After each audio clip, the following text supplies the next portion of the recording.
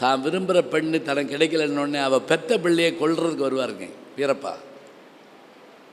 அவள் பெத்த பிள்ளைய கொல்றது நண்பனோட மகன் தான், எம்ஜிஆருடைய பையன் தான், எம்ஜிஆர் சாவித்திரி பையன்.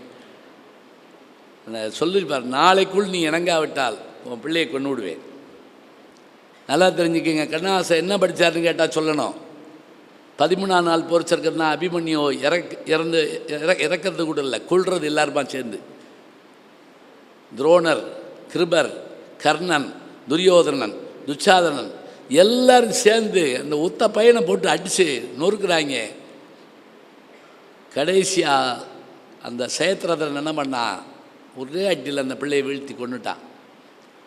அந்த 13ஆம் நாளுக்கு போருக்கு அனுப்பக்கூடிய அபிமன்யுனுடைய கதை எடுத்து வீரப்பாட்டா பாடுற மாதிரி வச்சு, அந்த காலத்தில் சந்திரபாபுவோட காமெடி பாட்டு பாடிக்கிட்டு இருந்த ஜமுனா ராணியை வச்சு பாட வச்சுருப்பாங்க.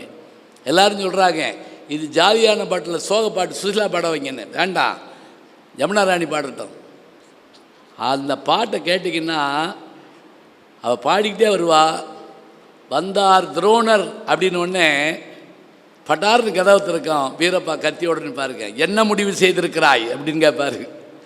ஏனப்பா நேற்றே சொன்னேனே, உனக்கு புரியாதா? உன் குழந்தை இழக்க துணிந்து விட்டாயான்.